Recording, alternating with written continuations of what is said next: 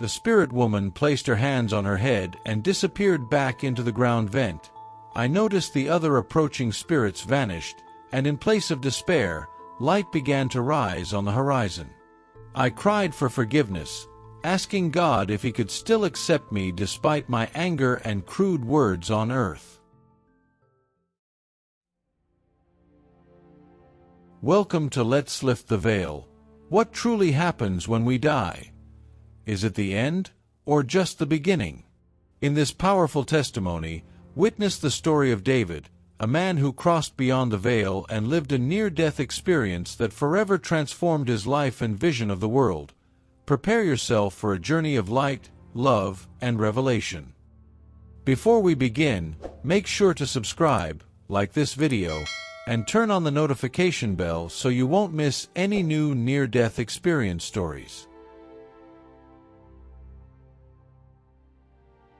I am a 32-year-old man. I live in Hawaii, and I am a survivor of a near-death experience, something that has profoundly changed the course of my life. For years I kept silent, doubting myself, even thinking I might be crazy.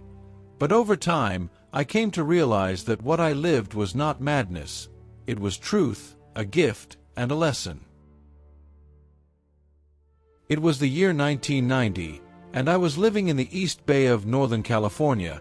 I had just come back from my very first ski trip in Squaw Valley, the first time I had ever seen snow. What started as a simple cough quickly worsened into something I could no longer ignore. Despite my condition, I continued working as a waiter at the Berkeley Host Marriott, until the sickness became unbearable. That evening, I returned to my Aunt Mayle's house. The weather outside was bitterly cold, and I, a boy raised on a tropical island, was not used to such harsh winters. Inside I was not only sick but also filled with anger, because at that time in my life, I was angry with God, angry because of my sexuality, angry because I was gay, and I carried that resentment deep within me. My cough had gotten much worse by then, and I found it very difficult to take in and let out my breath without struggling.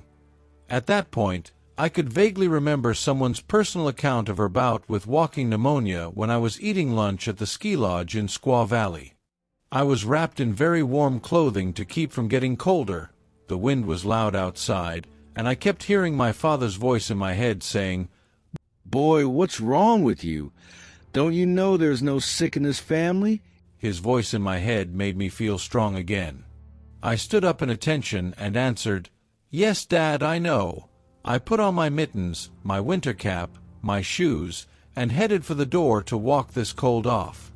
I failed in my walk less than a quarter of the way down the neighborhood block and struggled quickly to stand up and look my best to make it back home, hoping that the neighbors did not see my weakness.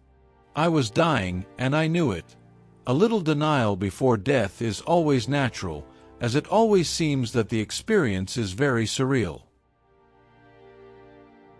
I was back on my couch, unable to move comfortably, and I finally made it back to my room to lie down. It was a very small spare room in the house, much like a large walk-in closet. In the middle of the night, I had finally drifted into sleep and was awakened by the hard stabbing pain in my chest. My eyes were wide opened and looking up towards the ceiling in terror. My mouth was wide open and was unable to draw in the next breath. I was choking and convulsing in my bed. The pain was beyond words. My vision was now leaving, and I could only hear the sounds and feel the pain slowly subside from some kind of natural drug euphoria released from my brain. Then there was no more physical pain. Still I could hear the body convulsing and its last kicks against the bedside wall. Then silence. The pain vanished, and yet I was still aware. My body was lying in the bed, but I was no longer bound to it. My room glowed with an otherworldly beauty. Every object emanated a blue-green aura, and even my footprints shimmered as I moved. At first, I felt curiosity, almost wonder, as if I had discovered a new realm. Drawn by the growing brightness of the light above me, I let go, and in an instant I was propelled forward, moving impossibly fast. My life unfolded before me in a panoramic review, and I saw every joy, every mistake, every tear, and every laugh of my life. Then I arrived in a stormy land, a place that seemed born out of my inner anger. My voice would echo straight out towards the horizon before me, and always return back into me from the horizon behind me. This, I thought, was very annoying. This place I reached was not a comfortable environment at all. The ground shook, volcanic vents released steam, and shadows of lost spirits would appear in the steam blast, drifting, and start to wander around, lost, as if searching for something they cannot find. Their sorrow was suffocating. One spirit, a woman, emerged from the steam. She frightened me. She was dressed in very ancient garments torn in places, and appeared to be very dirty. She had no feet below, so she sort of drifted on air, and she was approaching my space very slowly. When she reached close enough for me to touch, I tried to communicate with her. I asked her if she was able to tell me the name of this place. She would not answer, but instead she slowly crept even closer to me as if she was going to take, steal, or hurt me. I know all thoughts are heard here, so you can't hide a plan for yourself. Instead, you just have to come out and say it. So I said very sternly, "Who are you?" She revealed a skeletal face and attacked me. Her jaw opened wide, as if dislocated, and she rose completely out of her robe and swooped down at me for a bite, biting into my very spirit. The pain was unbearable, even worse than physical death itself. At that very moment, as she swooped around in mid-air to take on another bite of my spirit, I fell to my knees desperate, and cried out for God. And then everything changed. The spirit woman placed her hands on her head and disappeared back into the ground vent. I noticed the other approaching spirits vanished, and in place of despair, light began to rise on the horizon. I cried for forgiveness, asking God if He could still accept me despite my anger and crude words on earth. It was at that moment that I also realized that my voice would no longer echo and return back to me. Instead, I would roar out His name unto the summit of the horizon, and His name alone would explode into light and sound. The rest of the spirits around me would show fear, as if God was not any comfort to them at all. This was sad to me, but it was also a joy for me to know that God had accepted my apologies, as the light on the horizon would expand in my direction. His answer was not through words, but through light, brilliant, radiant light that embraced me fully. His presence poured into me like warmth, like love so pure it defies human language. His light was like the rising sun, and like the sun, He rose up from behind the mountains into the sky. Love poured into every part of my being, and my soul was revitalized. The planet was also changing under His light.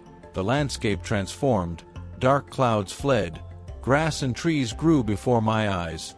Waterfalls burst from mountains, birds filled the skies, and every creature seemed to come alive to greet me. This was the grandest welcome back. I laughed, I cried, I felt home. God has come, and held me in His embrace, and for a moment, I knew peace unlike any other.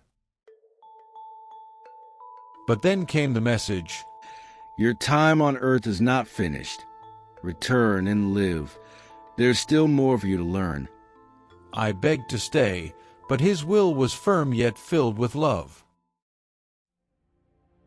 The next instant I was back, slammed into my body with shocking force. My lungs, once clogged, were now completely clear. Disoriented and a little confused, I stumbled around the house, realizing the evidence of my struggle was still there, yet inside, everything had changed. That morning, I witnessed the most beautiful sunrise of my life.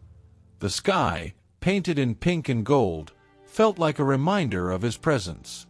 Even now, when life feels heavy, I stop and watch the sunrise, feeling His light shine upon my face. My life, behind the veil. Since my near-death experience, everything in my life has changed. My anger with God dissolved in the presence of His love. I no longer see myself as broken or rejected. I know now that I am loved, deeply and unconditionally. My sexual orientation, which used to be a source of shame and anger for me, is no longer a burden. I have come to understand that divine love transcends all our differences. Spiritually, I feel more attuned to the unseen. At times, I sense energies, have more intuitions, and have a profound connection to nature and to people around me. I have come to cherish silence, the rising sun, and the gentle whispers of life as signs of His presence. Religion for me is no longer about fear or rules, but about relationships and love. I understand now that the divine is not distant. It is within us, waiting for us to open our hearts. Sharing my story has not always been easy. Some doubt me, others dismiss me, yet many have been touched, comforted, or inspired when they hear it. I carry this experience as a responsibility, to live more gently, to forgive quickly, and to remind others that we are never truly alone. My near-death experience taught me that beyond the struggles of this life, there is a home filled with love waiting for us, and that knowledge gives me courage every single day. Thank you for listening to this near-death experience. This story reminds us that death is not the end, but a passage into unconditional love and eternal light. If this testimony touched you, share your thoughts in the comments below. Don't forget to like the video, subscribe if you haven't already, and hit the notification bell to discover more powerful near-death experience stories. Please take care of yourself and your loved ones. See you soon.